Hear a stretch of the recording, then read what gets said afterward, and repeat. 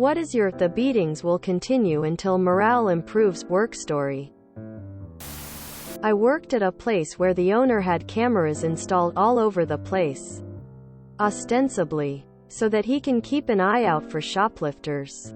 The thing is, those cameras were installed everywhere, including the break room. And the only two places where there weren't any cameras were the bathrooms and the boiler room.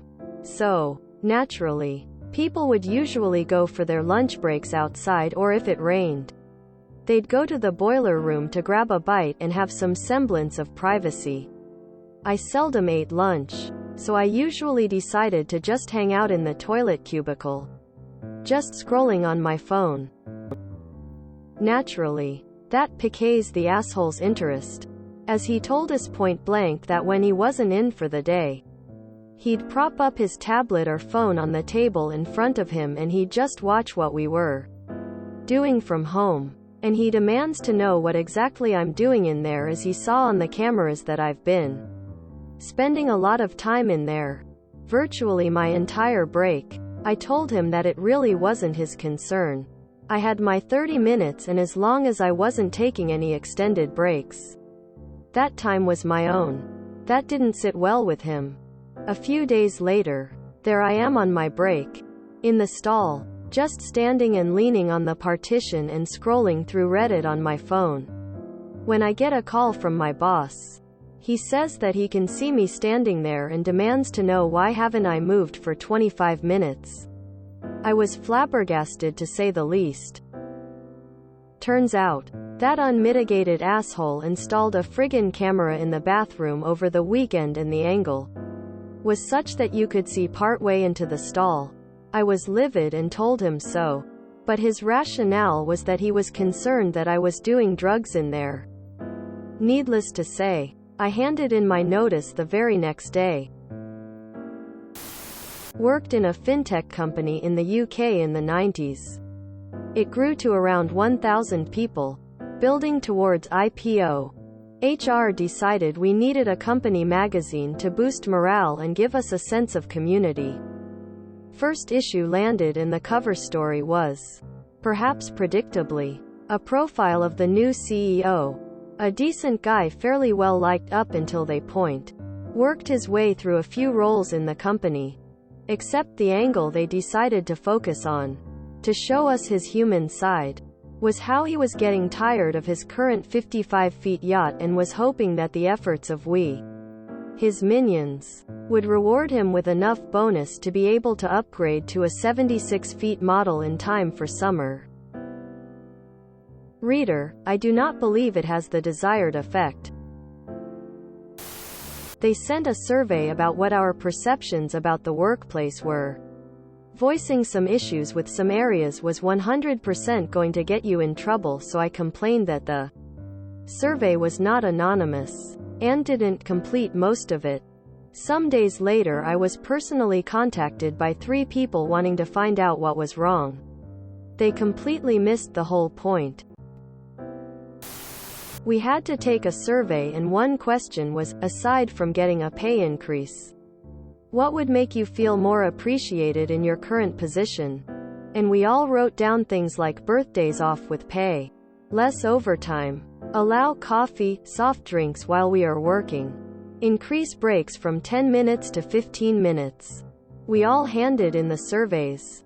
They did not implement a single suggestion. It would be too much work for you to train new staff.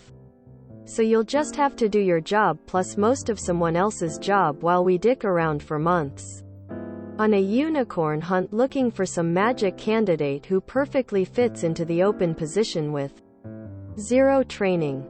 Sincerely, the management.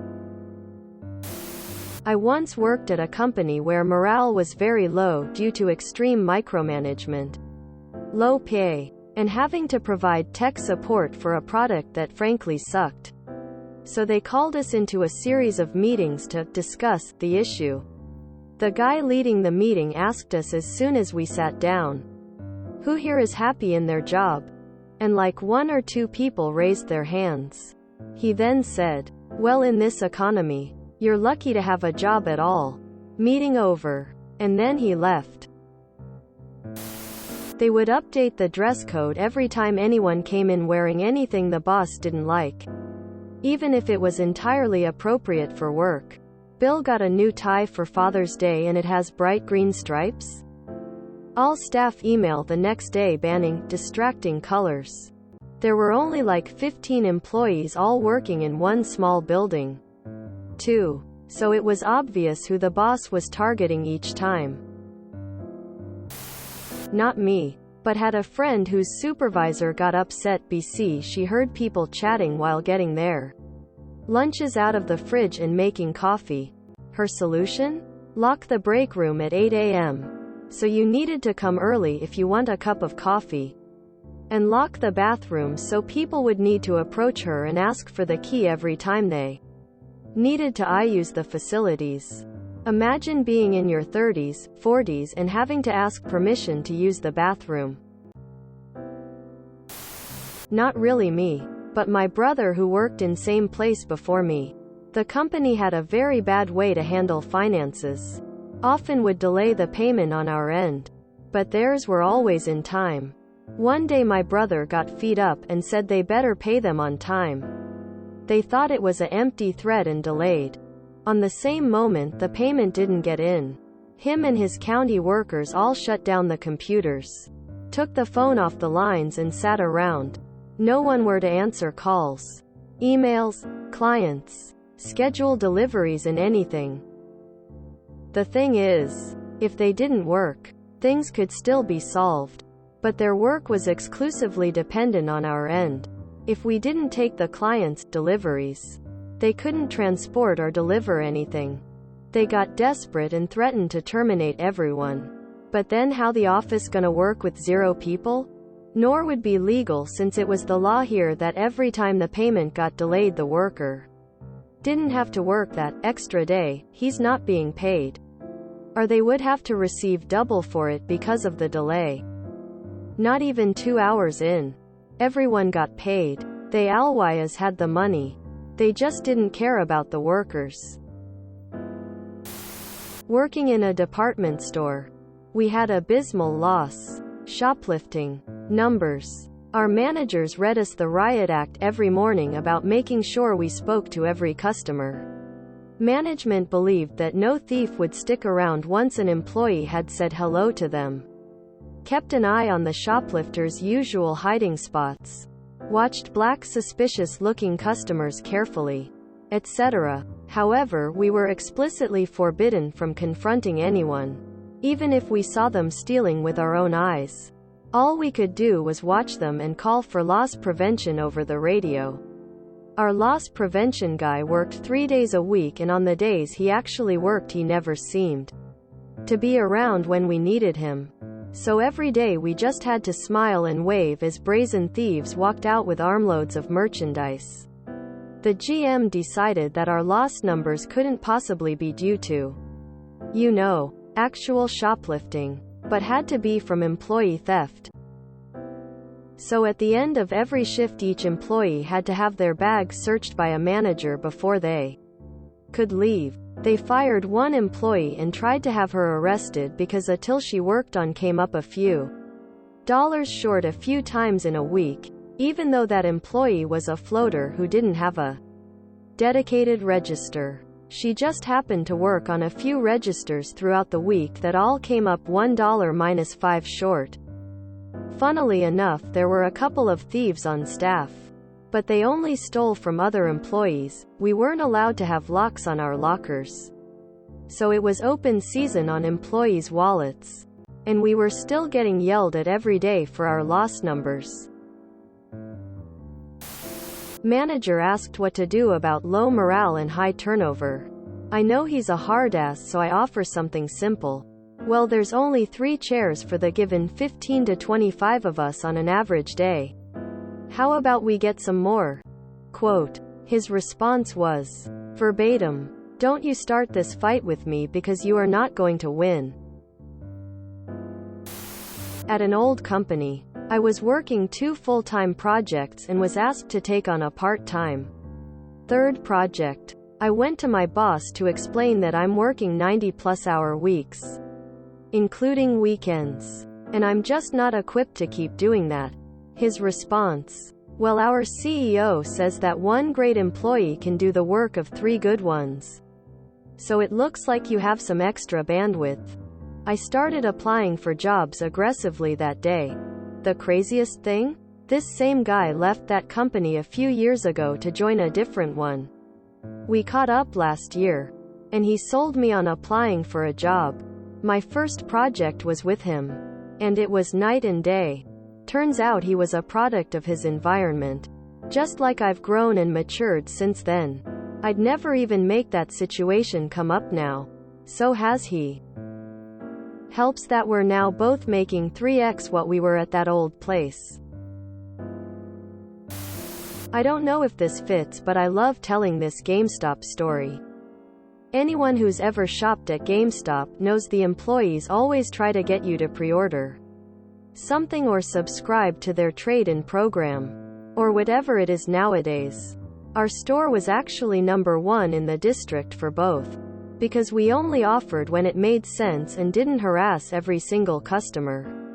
But of course the district manager wanted to make a name for himself, so he started demanding we increase trade-ins. How, you may ask? By asking every single customer not trading in games if they knew we took games in for store credit. Yes. The bright red and yellow signs plastered on every surface pushing trade-ins clearly wasn't enough. So the district manager comes in one day to show us how it's done. He harangues everyone about trades all day. And everyone's like, yeah, I know. He starts to get frustrated. Towards the end of the day, a kid walks in wearing a backpack and starts looking around. DM goes, hey there, welcome to GameStop, how you doin'? You know we take used games in on trade, right? Kid goes, yup. Keeps shopping. So the DM goes, maybe you got some games at home you're not playing you want to trade in? Maybe you got some in that backpack you'd like to trade in for something new? Kid gives the DM this confused, slightly horrified expression, mumbles, no, and walks out of the store. DM stares at the door for a few moments, then turns to us, mortified beyond belief, and goes, see how easy that is. Quote. We were all swamped with more work than we could complete, and mandatory meetings would happen often that were to discuss why we were behind and what they could do. One guy actually spoke up and said, stop having so many meetings and let us work. Every minute of this meeting is putting me further behind. They literally called another meeting 30 minutes later to discuss how the last meeting was not a positive experience for them. One job I had, the office manager changed up the bonus structure so all regular staff had the opportunity to raise their base pay by up to $8 per hour. There were no bonuses for supervisors, which I was. But my team was so good that they all hit their top bonuses, so all my direct reports made more money than me, without anywhere near as much responsibility. And I kept getting pointed out for training such an amazing team, while I kept bringing up the fact that I didn't get any bonus for having the top team and that I was the lowest paid person there. Oh, how I hated that manager. I had a manager who would gather our team and ask us if we should do A or B. We were professionals and would provide arguments for and against both A and B, and provide her with an answer. She would then reply she had decided on C, and that's what we would do. At my credit union I worked at, us tellers complained that our incentive pay wasn't fair compared to the other departments. The lending and wealth departments got their incentive pay just by doing their jobs. The tellers had to compete with each other, so one of us would get incentive pay. And the requirements were difficult and out of our control. So we complained and suggested a more fair program. The GM decided that if we were going to complain, then no one gets incentive pay. Everyone was pissed. One time I worked for a major satellite TV company. I'd worked there twice before.